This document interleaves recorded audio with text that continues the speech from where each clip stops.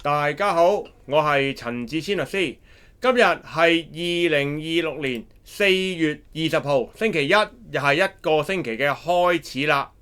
喺開始今日嘅話題之前，我想問下大家一個生活上嘅問題：大家身邊有冇遇過一種人，平時就好霸道，哈哈霸霸，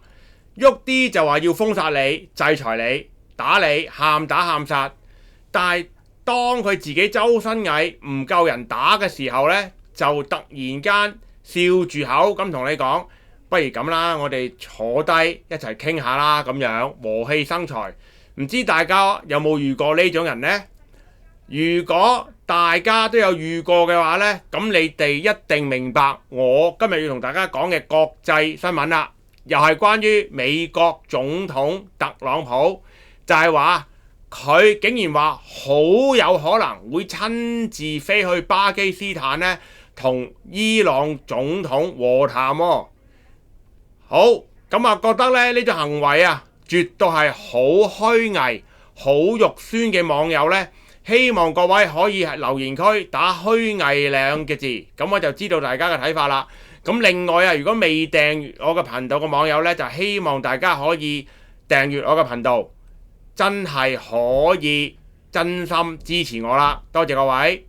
咁啊，根據最新消息，美國副總統曼斯呢，JD Vance 同特朗普個女婿就已經準備話要飛去巴基斯坦 Istanbul。咁話，咁特朗普仲話呢，如果傾得成就會親自咁飛去簽呢個伊斯坦堡宣言。咁真係唔知傾唔傾得成住啦，但係我諗佢講得出呢，應該都幾有信心傾得成㗎啦，應該。咁作為一個律師我哋簡單睇單案，首先就當然係要睇下個動機啦。美國點解咁突然要急住傾呢？大家諗下，美國而家國家嘅經濟呢係一塌糊塗嘅，喺國內佢哋嘅通脹係高企，喺國外呢就係喺俄烏戰爭個爛攤子都未執完手尾，咁中東呢又火燒連環船，咁特朗普更加係面對住中期選舉嘅壓力，為咗連任咁佢而家可以話係內外都受困，變咗佢一定要急速咁樣呢爭取一個可以叫做外交勝利啦，嚟到去粉飾太平，亦都係要令到國內嘅油價落翻去。如果唔係呢，我諗佢中期選舉呢都好難贏㗎啦。所以話呢場和談呢，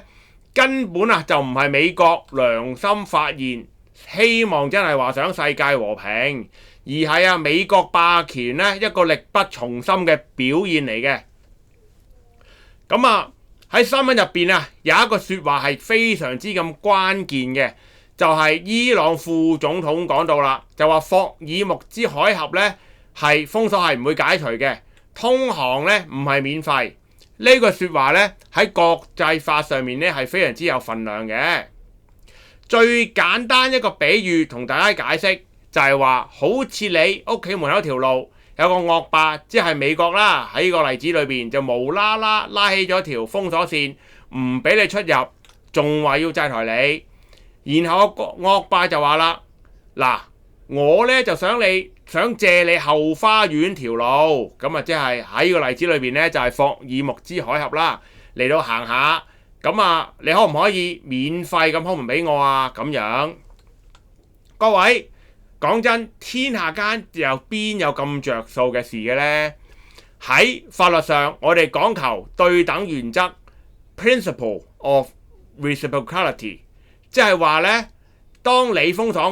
我點解又要免費俾你喺我後花園過呢？所以呢，今次呢，伊朗企硬，絕對呢係要反制翻美國嘅呢個霸王條款。咁又唔知大家撐唔撐伊朗啦？如果大家撐伊朗企硬呢，都可以打個撐字嚟到去話伊朗係做得啱嘅，嚟對付美國呢個咁嘅惡霸。咁其實呢，今次嘅新聞呢，仲爆咗一個大笑話嘅，就係美國嘅特勤局就話，如果特朗普真係去巴基斯坦嘅話呢，副總統曼斯咧就即刻會走人。點解啊？因為咧正副總統咧係唔可以身處同一個地點嘅，就驚一鑊熟啊！咁啊係啊，真係講真，喂，突然間兩個都不活咁咪死，分分鐘可能係兩個只能活一個，咁可能咧曼斯會唔會真係想阿特朗普喺嗰度死呢？咁啊自己咪可以做總統啦！大家睇下啦，堂堂話自己係世界第一大國，去開會都要咁驚係嘛？點解會咁呢？因為呢，可以咁講，平生不作虧心事，半夜敲門也不驚。咁啊喺特朗普喺中東殺咗咁多人係嘛，搞亂咗咁多國家，佢自己心知肚明，好明顯呢，佢係驚人報復佢。如果去到嗰度係嘛，佢特勤局分分鐘都保佢唔住嘅咁情況。反而啊，你睇下我哋國家領導人阿習主席出訪呢，去到邊度呢？其實都係受到高規格嘅接待，就係因為啊，我哋嗰個主張係和平理性，係絕對咧係唔會隨便咁樣啊去侵略其他人哋嘅國家，希望係共贏嘅。講到啊，其實講真嚟到呢度啊，我諗大家都覺得特朗普咧係非常之咁虛偽㗎啦。咁今次你話佢去和談係咪真係簽得成呢？我諗佢咧應該本身咧仲急過伊朗添嘅。主要係話頭先都講過啦，喂，如果真係簽唔成，分分鐘中期選舉佢又會輸，跟住咧就全部就錯晒㗎啦喎。佢變咗跛腳鴨總統咧，就更加之慘啦！而家根本咧，佢國內嘅民望咧都極之咁低㗎啦，已經。咁嚟緊咧，我諗其實喺伊朗方面咧，我諗佢哋都會繼續企硬啦。當然，因為咧我都講過啦，只有你繼續企硬咧，先至可以有一個打不死嘅精神嚟到去對抗美國呢啲咁嘅霸權嘅。如果你唔企硬，人哋打埋嚟又縮咧，就變咗好似其他啲國家委內瑞拉咁啦。咁委內瑞拉因為人哋就喂捉咗你個總統啦，咁好明顯委內瑞拉因為就貪腐太嚴重啦，咁絕對咧係做唔到呢個咁嘅效果嘅。咁但係伊朗咧應該照計咧，佢哋嘅精神力我都講過好高㗎啦，咁所以咧應該照計就冇咩問題嘅，應該仲可以企硬係嘛？好似 Rocky 咁套戲裏邊打不死，咁咧先至最後咧先至可以得到真正嘅和平，俾到美國睇。喂，大佬，我唔係好蝦㗎喎，你唔好專登次次嚟蝦我，因為點解咧？一不離二嘅。如果今次咧美國特朗普見到你咁容易和談到咧，之後咧可能下次又會再搞你㗎啦。